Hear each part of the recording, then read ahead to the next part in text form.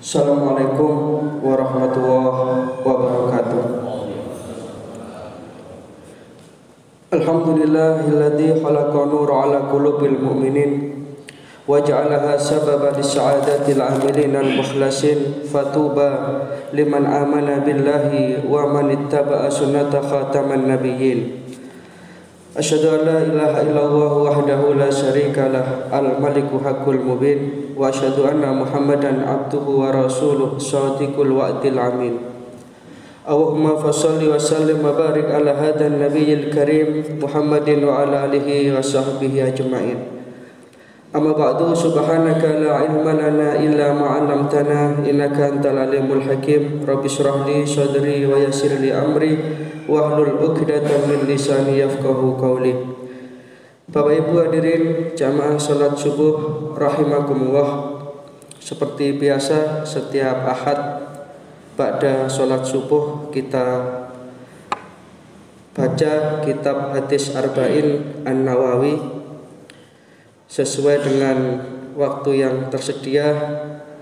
Tentu kita mengambil poin-poin penting untuk kemudian bisa panjangan kembangkan sendiri dengan memperbanyak referensi-referensi di rumah.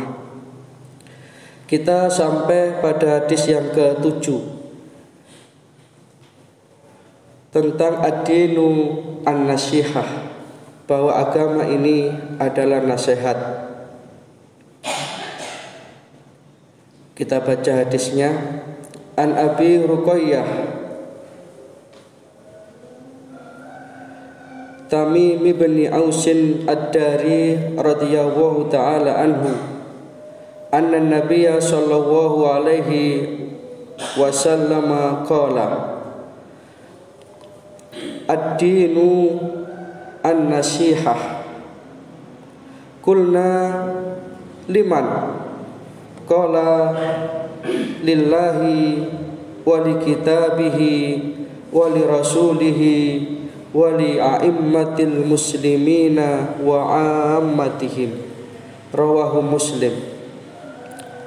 Hadis dari sahabat Abu Ruqayyah Tamim bin Aus ad-Dari radhiyallahu anhu. Ia berkata bahwasanya Rasulullah sallallahu alaihi wasallam bersabda, ad-dinu an-nasihah, bahwa agama itu adalah nasihat. Fakulna, kemudian kami bertanya, liman? Untuk siapa ya Rasulullah? Kemudian beliau menjawab, lillahi wa li kitabihi wa li rasulihi wali a'immatil muslimina wa ammatihim. Bagi Allah, bagi kitabnya, bagi rasulnya, bagi pemimpin-pemimpin kaum muslimin, dan bagi umat Islam secara keseluruhan. Hadis riwayat Muslim, nomor hadis 55. Bapak Ibu hadirin yang saya hormati, hadis ini menjelaskan tentang betapa pentingnya kita itu untuk memberikan nasihat.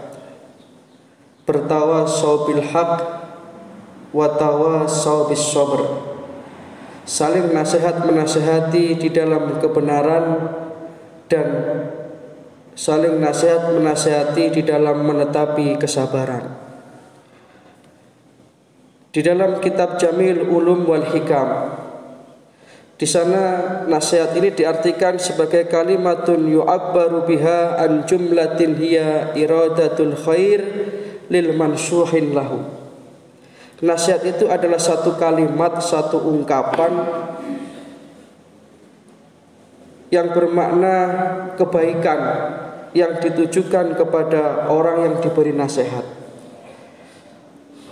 Demikian mulianya nasihat ini, sampai kalimat-kalimat nasihat ini, kalimat-kalimat ingin mengajak orang untuk menuju jalan Allah Subhanahu wa taala, ini dinyatakan oleh Al-Qur'an sebagai ahsanu qaul. Wa man ahsanu qaulan mimman da'a ilallahi. Ucapan siapakah yang lebih baik Atau kira-kira ucapan apakah yang lebih bermanfaat selain daripada mimman da'a ilallah, selain daripada ucapan orang-orang yang mengajak kepada jalan Allah, mengajak kebaikan, wa amila sholihan wa qala innani minal muslimin. Kemudian orang itu menindaklanjutinya dengan amal-amal soleh dan ia memproklamirkan dirinya sebagai orang-orang yang berserah diri, tunduk dan patuh kepada Allah Subhanahu wa taala. Maka sesungguhnya kewajiban berdakwah, kewajiban memberikan nasihat agar orang terselamatkan, ini bukan hanya kewajiban seorang dai, bukan hanya kewajiban seorang ustadz, tetapi merupakan kewajiban setiap individu-individu muslim. Yang ini menunjukkan bahwa kita di antara sesama muslim ini saling sayang menyayangi, saling cinta mencintai dengan memberikan nasihat kebenaran. Oleh karena itu Bapak Ibu yang saya hormati, demikian pentingnya nasihat ini sampai Rasulullah SAW menyatakan bahwa ad-din, agama ini adalah nasihat. Jadi ad-din itu bisa diartikan agama, bisa juga diartikan sebagai al-jaza atau pembalasan. Maliki yaumiddin, yang menguasai hari pembalasan, artinya hari kiamat. Maka nasihat ini harus betul-betul kita lakukan dengan tulus dari hati yang paling mendalam, supaya al-mansuh atau orang yang mendapatkan nasihat itu bisa menerima nasihat kita. Dan demikian pula nanti sebaliknya, nasihat kita itu akan berbalik kepada kita. Ketika kita diberi nasihat oleh orang lain pun, selama nasihat itu adalah nasihat kebaikan, selama ajakan itu adalah ajakan kebenaran, maka siapapun saja yang menyampaikan, kita wajib menerima dengan lapang dada. Maka Rasulullah menyatakan satu di antara ciri orang yang tawadhu, rendah hati itu adalah qabulul haq, mau menerima kebenaran, min syarifin awadiin, tidak peduli dari mana saja kebenaran itu datang, karena kebenaran itu bisa datang dari si A, dari si B, dari si C, boleh jadi dari orang yang kaya ataupun orang yang miskin, tetapi hakikatnya sesungguhnya al-haq itu adalah mir rabbikum, kebenaran itu datang dari Allah. Bahkan dalam riwayat Rasulullah kan pernah menerima kesaksian seorang anak penggembala kambing. Ini menunjukkan betapa tersebarnya kebenaran ini sesungguhnya menunjukkan salah satu dari Asmaul Husna, yaitu Al-Haq, Allah yang Maha Benar. Al-Haqqu mir rabbika fala takunanna minal mumtari. Itu poin pertama dari hadis ini. Mudah-mudahan tidak terlalu panjang karena kultum kuliah 7 menit. Insya Allah maksimal kalaupun lebih tidak sampai dari 15 menit. Ini timer saya sudah menunjukkan sekitar 5 menit, berarti kurang 2 menit lagi. Pelajaran berikutnya yang kita ambil dari hadis ini adalah bahwa menunjukkan betapa Rasulullah SAW itu di dalam memberikan pelajaran dan pembelajaran kepada umatnya itu dengan bahasa-bahasa yang singkat, jelas dan padat. Ini yang merupakan satu di antara kelebihan Rasulullah, jawami'ul kalim. Beliau itu punya kelebihan kalimat yang beliau sampaikan itu singkat, namun mempunyai cakupan makna yang cukup mendalam. Jadi hadis ini kalau kita pelajari, kita kaji, itu bisa 1 jam, bisa 2 jam, bisa 3 jam, tergantung keluasan ilmu orang yang menyampaikan. Nah, karena ilmu saya tidak begitu luas, ya mungkin 10 menit cukup ini. Rasulullah hanya bersabda misalnya la taqdhab, jangan kamu gampang marah. Ini kalau diurai, kalau dikaji, ini bisa memakan waktu berjam-jam. Ini menunjukkan satu di antara keistimewaan dan kelebihan Rasulullah SAW. Jadi hadis ini hanya Rasulullah menyatakan ad-dinun nasiha, singkat ucapan beliau, jelas namun mempunyai makna yang cukup mendalam dan bisa menjadi satu prinsip hidup dan kehidupan. Hanya kalau hadis arba'in ini kita pelajari hadis per hadis satu-satu, kemudian kita hafalkan, ini akan bisa memahamkan kita terkait dengan pokok-pokok agama itu, pelajaran-pelajaran yang penting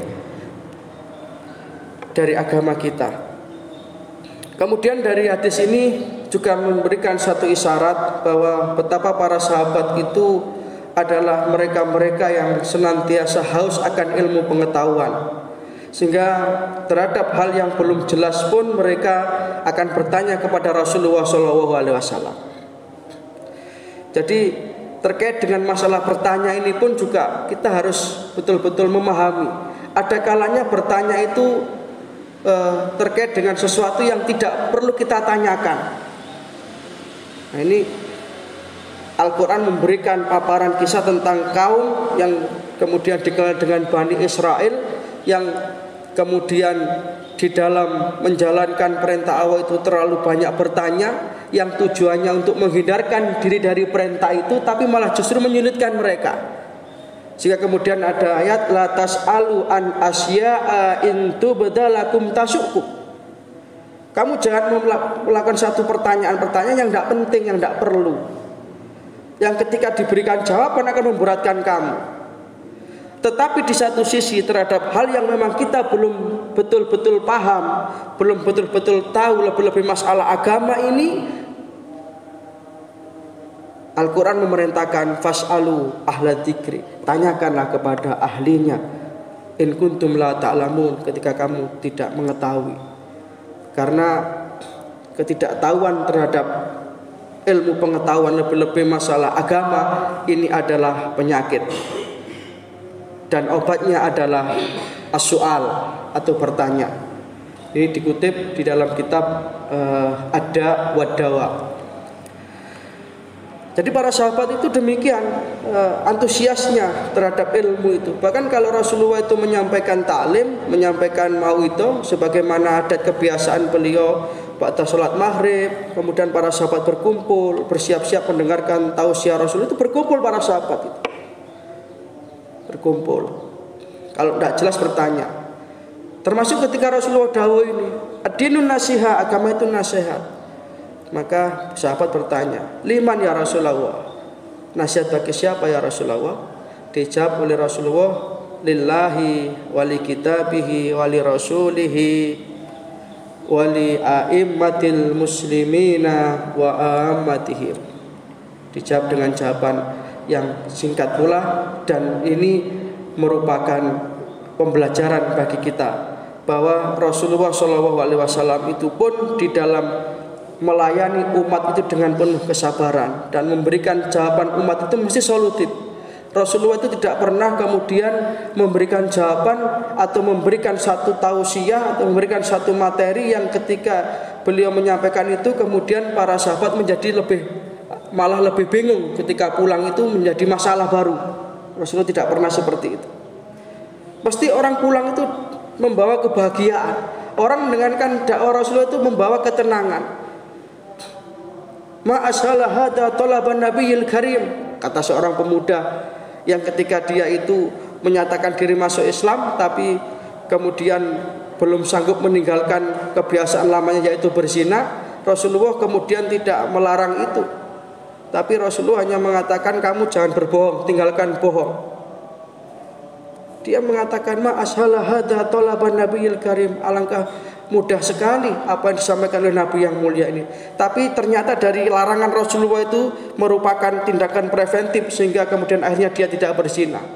Dan kemudian Rasulullah pun memberikan sebuah ilustrasi kepada dia, bagaimana kalau yang dizinai itu ibumu, bagaimana kalau yang dizinai itu saudara kandungmu, bagaimana kalau yang dizinai itu istrimu. Maka tersadarlah dia betapa zina itu termasuk perbuatan dosa besar, minal kabair. Ini satu contoh dakwah Rasulullah termasuk dalam hadis ini. Mungkin itu Bapak Ibu yang saya hormati, karena terbatasnya waktu, mudah-mudahan yang sedikit ini bisa kita ambil manfaat, kita bisa saling tawasau bil haq wa tawasau bis sabr. dan nasihat-nasihat kebenaran ini akan bermanfaat, ya, bermanfaat bagi orang-orang yang mau menerima tentunya. Fadzakir fa inna dzikra tanfa'ul mu'minin.